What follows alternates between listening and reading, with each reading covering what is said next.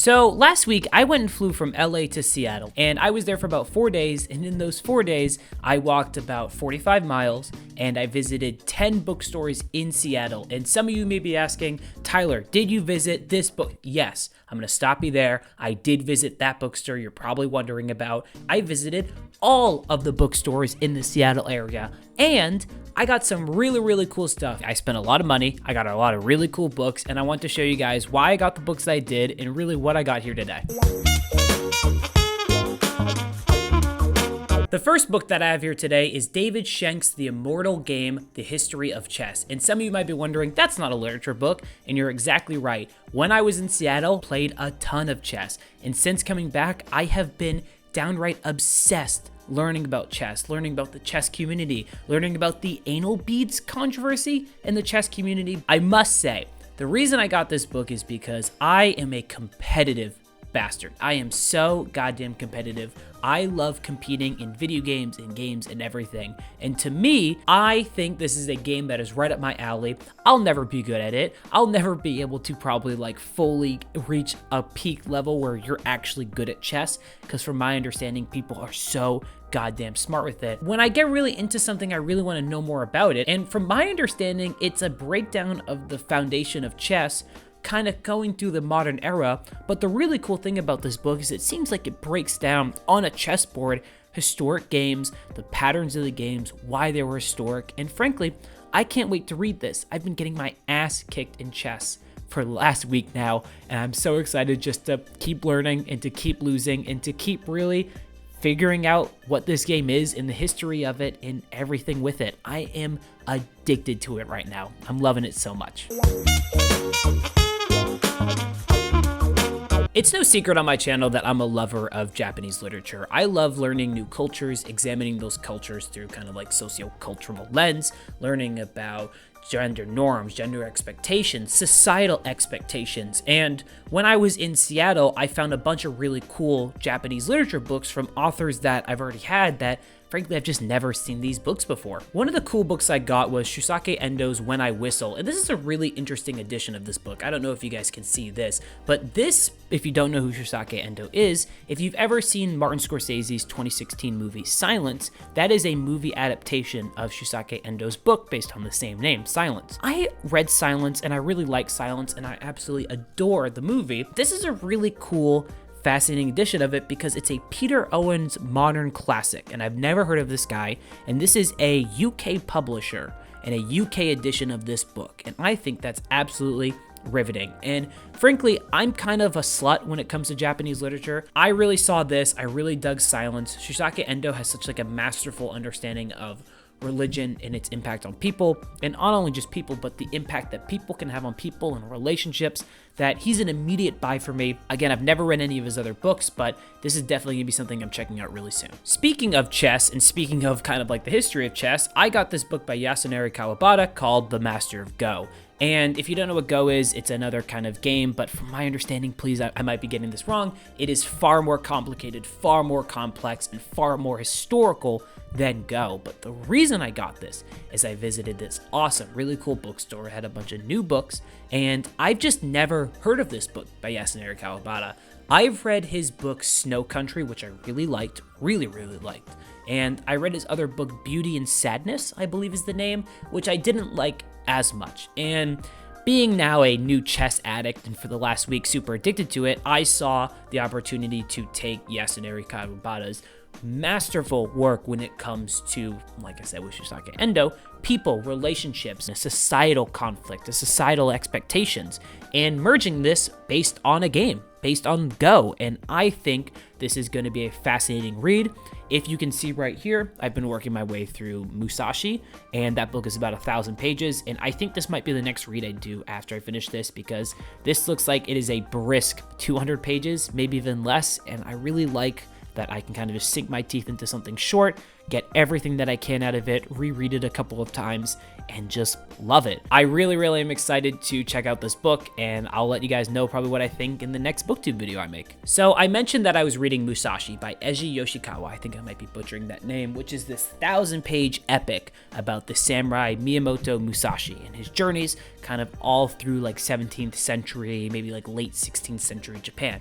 And while that book it's amazing, the prose can be a little tough, and the prose can be kind of like linear, and it kind of makes it a tough read because it's just very simple but effective. And after a while, it starts to kind of wear on you. So I've been reading this book for maybe like 2-3 weeks now, and constantly in this book is mentioned this story of the Heike, the Heike, I think is how you say it, the tale of the Heike. So I was at one of the bookstores and I saw this really cool, not Penguin Classics, but Stanford edition of the tale of Heike. And I just really love this kind of minimalist cover. It's kind of too hard to hold with one hand. I got tiny baby hands. I don't think I'm going to be reading this anytime soon, and that's because I'm kind of really tired of like mythic epic prose where it's very, like I said, linear. I don't think that's the right word, but it's slow.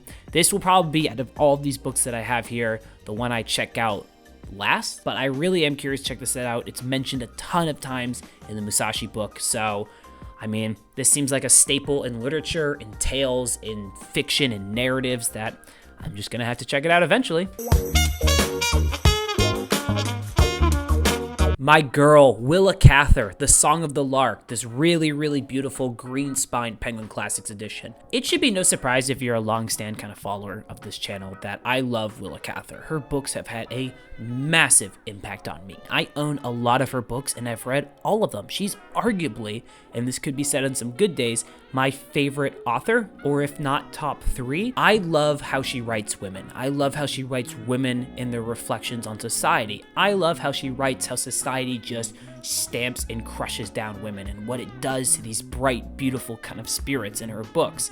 And you know, it's not easy reads. I don't love that it's happening to the characters, but it's right in my wheelhouse of interest. And frankly, I've never heard of this book, The Song of the Lark. I didn't know it existed, and I saw it at a bookstore and went, my girl Willa Cather, a new surprise.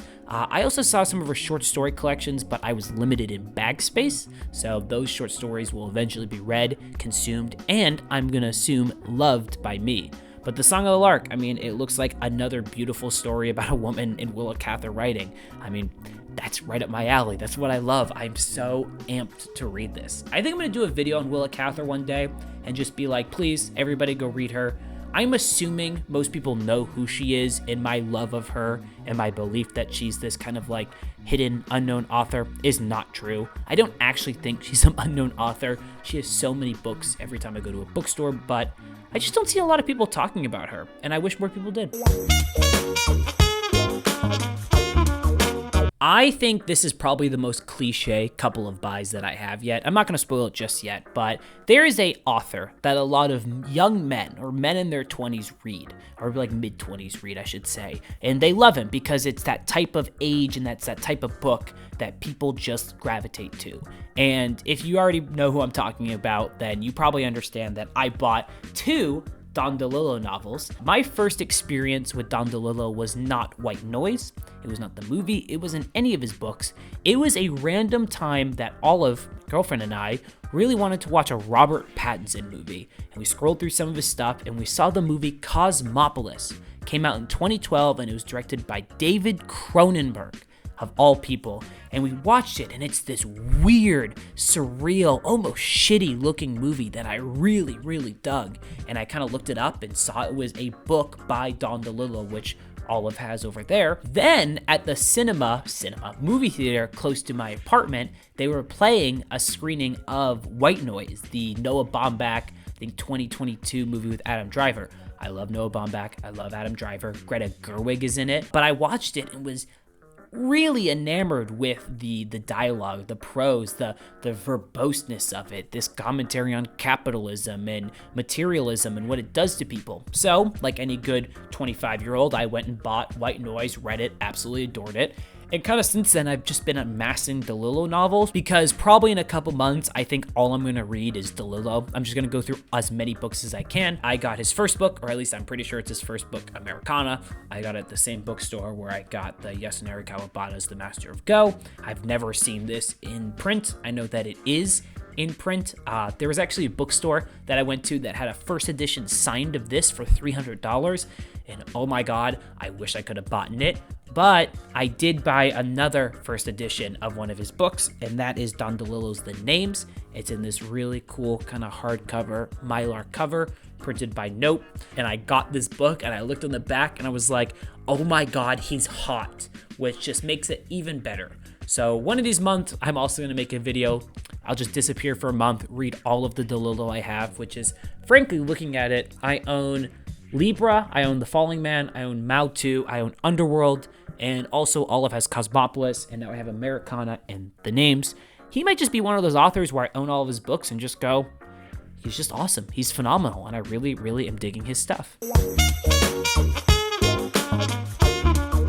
These next two books are by an author which I'm just going to consider my bucket list author, and when I read his books, I'm going to die, and I will have said that I have read William Gaddis's books, because he is arguably one of the most influential, difficult, important authors of the 20th, 21st century. I'm pretty sure 20th century, I could be wrong on my dates, but I was there and I got this really, really amazing edition of his copy of JR, this really, really kind of awesome Penguin Classics greenback edition, but from my understanding is getting harder and harder to find. But if you don't know what JR is, it's essentially 700 pages of unattributed dialogue. So characters are speaking and you have no idea who's saying it. And it's about this like 11, 10-year-old who runs like a massive enterprise from a lemonade stand. And it's absolutely phenomenal. He has an edition of this in NYRB, which is one of my favorite kind of collections of books. I have The Recognitions in NYRB, which is a really, really great edition. But William Gaddis is one of those authors who published like 5, 6 books and died. And I can't wait to kind of go through and read all of them because everybody who reads them loves them in some capacity. I own Carpenter's Gothic and I own The Recognitions and now I own JR, but I also own A Frolic of His Own, the other William Gaddis novel that, I mean, the same could be said. These are just kind of books that one day I'm gonna have to go through.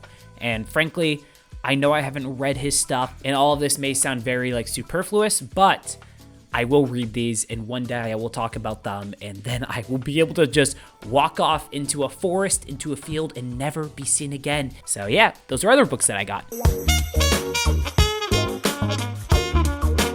The last book I got is Robert Oppenheimer's biography, American Prometheus. Look at that cover. And need I say any more? I am recording this on Friday the 21st. And Barbenheimer weekend is among us. I had to get this biography. I know that Christopher Nolan as a movie director is a little divisive. I really like his stuff. I really like what he does. And I think the movie world is a better place with Christopher Nolan in it and making movies. But I don't really read nonfiction, and frankly, if I needed some kind of gateway into getting into nonfiction, it seems like it'd be this book. But when this video goes out, I will have made sure to see Barbie and Oppenheimer. My girlfriend Olive works on Friday and Saturday, so we have a 12:30 p.m. showing of Oppenheimer and then a 10:30 p.m. showing of Barbie, and that's because everybody in fucking LA is seeing these movies, and Oppenheimer was sold out and Barbie was sold out. I wanted to see them back to back. I wanted to sit in a theater and get fucking nuked, and then I wanted to be taken away by Ryan Gosling's very big, very verbose muscles, and I just wanted to have a good time. But they had to be spaced out. You know, Barbenheimer is among us. We love us some Barbenheimer. Go Barbenheimer 2023. I spent probably like $30 on this shirt, and do I regret it? Maybe. Probably not. I don't know if I'll ever wear this out in public, but I will be wearing it like a really cool person to both of my movie showtimes later on Sunday. So yeah, that's really all the books that I got in Seattle. So thank you for watching this video. That actually brings us to the end of this book haul. And I know I haven't made really a book-centered content in what feels like 10 months at this point, maybe 9 months. And that's really just because, and I'm going to go on a quick ramble real quick, and then you guys can scamper off and do something better with your time than watch me. But I stopped making booktube content because the way that booktube requires on YouTube is way too fast of a pace to keep up. And if I wanted to make a video every week, every 2 weeks, I could not read that many books, and I can't read that many books fast enough. And if I do, I would burn myself out, which is essentially what I did last summer. So over the last 9 months, I've just been kind of reading at my own pace. I mean, this Musashi book I've been reading for probably 3 weeks now. And if I really put my mind to it, it could have been done a lot sooner. But I'm just taking my time. And booktube content will return. Booktube content is this. It's coming back. My next video might be a booktube video. But they can never come out again at the rate in which I was doing it, which was 1 video a week over the last summer. It nearly killed me.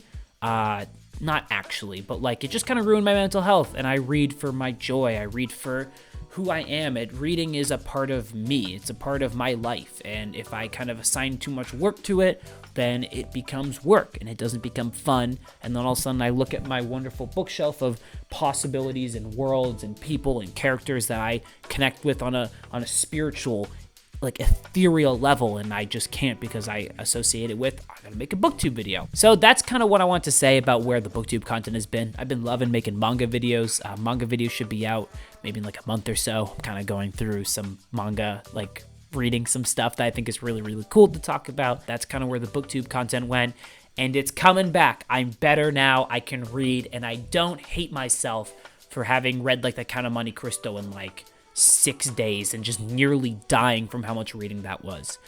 So yeah, I hope you guys enjoyed this video. If you haven't already, go check out my friend Drenzo or Matt's Bookshelf. They both have excellent videos, excellent booktube content.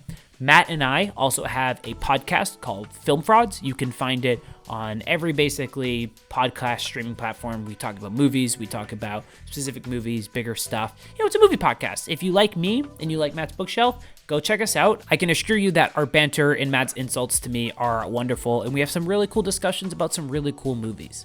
But if you guys have any book recommendations for me, let me know in the comments down below. I hope you guys enjoyed this video. And yeah, I just love making these. These things are awesome. So thank you guys for watching. Have a nice day, and I'll see you again soon.